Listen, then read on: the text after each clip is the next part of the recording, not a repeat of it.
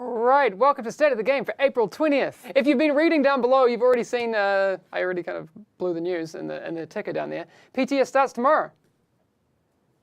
That's pretty cool. Yeah. Yeah, I was You're reading, it's fine. I was reading it to make sure it's actually the correct one. Yes, it is. I said PTS for 1.6.1 starts tomorrow. Yes. Correct. It does. What more can you tell us about that? At least as far as we can say today. Well, that's what we've been... Unless something terrible happens tonight or tomorrow morning and we have to delay it, yes, the PTS will start tomorrow for the update 1.6.1. But yes, we will be giving you up-to-date news as we can. Like it says down below, follow Twitter and that sort of thing for probably the quickest news. I'll try and stream in the morning, and I'll ask Yannick if he can pop in and out should any news break and that sort of thing. So what kind of time will we be aiming for? So it should be, I think we are targeting around noon. We need to do the final testing on the build tomorrow morning. The build should already be available. So normally if you already have the PTS installed on your computer, you can just update it. Normally there should be an update already available for download. If it's not yet, it will be made available tomorrow morning for sure.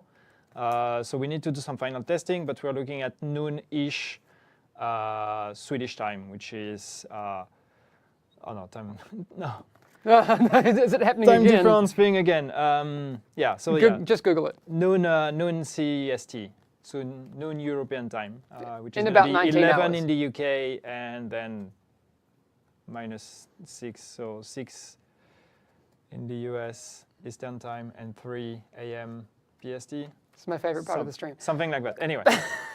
Can we preload or not? James, you've preempted exactly what we're going to talk about next. You can get the build now. So, right? It was updated. Normally it should be available, but I'm not sure exactly how it works with, Uplay, Steam, and all of that. So it could be that there's a bit of a delay there or whatever. Normally it should be available tomorrow morning anyway for everyone before we open it. All right. It's going to be available for preload. If it's not now, it's going to be tomorrow morning. Great. And there was another question I saw in there that was good too. Do we need the Season Pass? If it's anything like previous PTSs, to access Season Pass content on the PTS, you need Season Pass in the live game, correct? Yeah, so you don't need the Season Pass to access the PTS, but to access the DLCs, you need the Season Pass, or you need at least to own the DLCs. So DLCs, since all the DLCs have been released, yes, basically if you own them separately, or if you own the Season Pass, you can access them if we make them available, because sometimes we don't make all the DLCs available on the PTS. I think it's going to be the case for this one, but I don't know exactly what was the last call on it, because we need to save server space, and all the DLCs are on different servers. So I believe that Survival will not be available on the PTS. Last Stand will be, because there are a bunch of changes or fixes and some few changes. I can't remember for Underground. Cool. But we'll confirm that. What else are we talking about today? So obviously the PTS we said is largely for testing things before we get them out in the live environment to make sure that they run as smoothly as possible. Yes.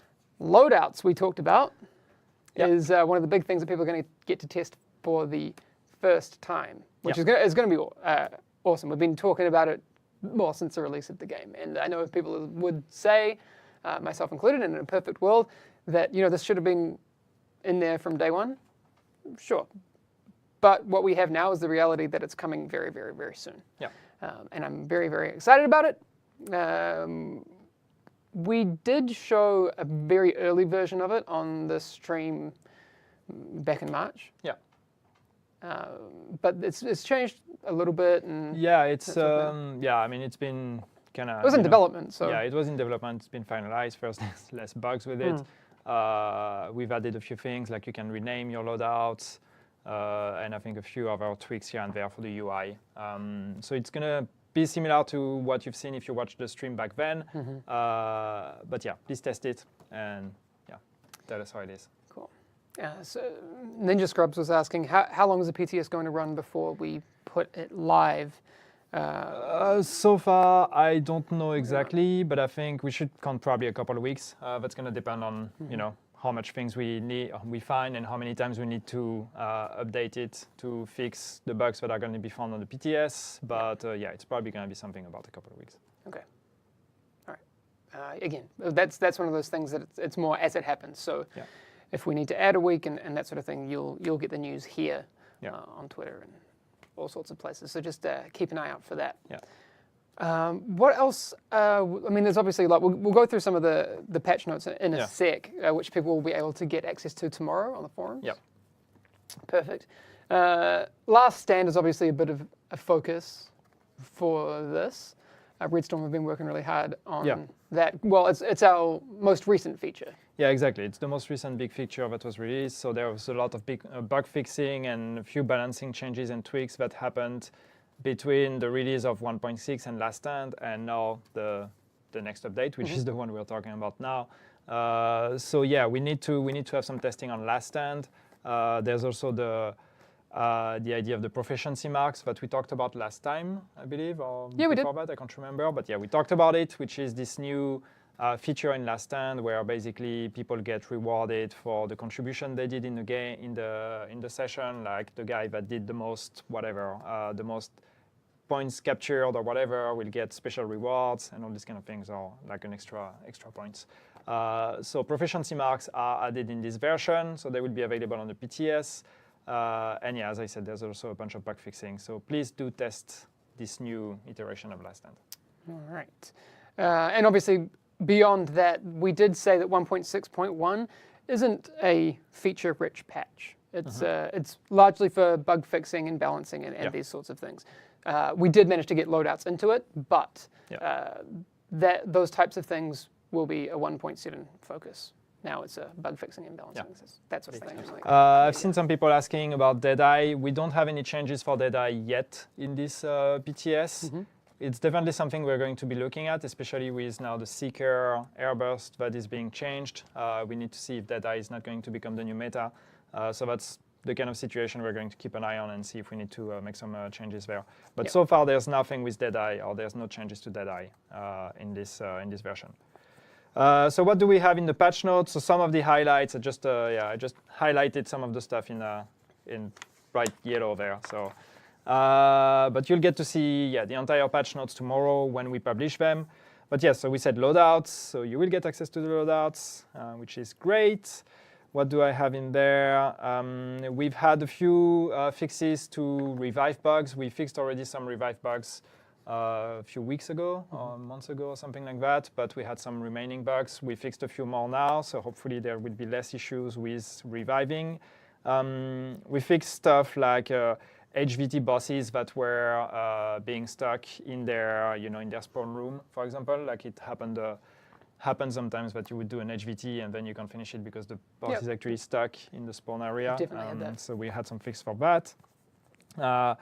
We are fixing the level 34 extended mags. We talked about that. We said we were going to do it. It's happening. So the level 34 extended mags will now roll from 109% to 121% instead of 109 to 111. Yep. But it's not retroactive. So your level 34 extended mags that you have now will keep the same value, but any new extended mag that you will get that are level 34 will roll between 109 and 121 instead of 109 and 111. So that's a nice one. We are doing the change to Nimble that we know has been discussed a lot. Nimble, what we are doing is we are basically making it a heal over time. So the value of the heal is going to be the same. It's still 2% per, meters covered. But you're not going to get the heal instantly. It's going to be a heal over time in 4 seconds. So you're going to get 4 ticks in 4 seconds of heal. And you need to stay in cover to keep the heal. If you leave the cover or the destination cover, the heal is interrupted. Cool. We fixed a bug with recalibration. There was a bug with recalibration. It was reported on the forums where stuff like, I think it was health and kill that could roll from 4 to 5%, or not health and kill, was it skill haste? I can't remember. Anyway, some of the bonuses and damage to elite, I think also that could roll until 15%. But there was a bug with recalibration where you could only roll to that minus 1%. So basically, if the maximum roll was 5%, you could only roll to 4%. If the maximum roll was 15%, you could only roll to 14%. All these kind of things. This is fixed, so now you will get to recalibrate to the actual maximum value. What else do we have in there? Shrapnel is fixed. Shrapnel and Predator are going to work and synergize together. So if you have a 4-piece Predator and shrapnel, you're going to get to spread the bleed. Yes. Which is going to be nice. I like that. Similarly, fear tactics and wildfire are also fixed, so they're going to spread correctly to people around when you're applying burn effect or shock effect. Just quickly, it's worth reiterating, guys, that this is for 1.6.1 PTS. That isn't deployed onto the live game until it's all been tested, and there will be changes. So it's good that you guys have opinions about those and that you continue to voice them and have productive conversations about them. So this is by no means exactly what will be in 1.6.1 come the release. So don't forget that. I know it's easy to just be like, oh, this didn't happen. Nothing's happened yet. So these are all things that we're going to test on the PTS. If you've not been part of the PTS or of the PTSs from the past, you might not know that, but a lot of things change during PTS. So exactly. Don't take all of this for granted. Please test it before you form an opinion. Please test it and tell us what you think. Exactly. If you get to test it, of course. If you're a console player, you don't get to test it, unfortunately. But you may still have an opinion. Weapons, what do we have? The burst fire weapons, we talked about that also last time. So burst fire weapons will now actually really burst fire, which means that if you're binding your fire key to the scroll button or whatever, the scroll wheel, you will not get to shoot like an automatic weapon anymore. It's going to be burst fire. The flinch has been reduced, so that's interesting to mention. We talked about it last time, and we were talking about stagger, and a lot of people were confused. Wait, is it stagger or flinch that you are reducing? It's actually technically the flinch. So what that means is that when you're going to be shot at from another player or another NPC, the flinch effect, which is the reticle going, how your aim is moving, is going to be way less than it used to be because it was way too strong. Seeker Mine Airburst.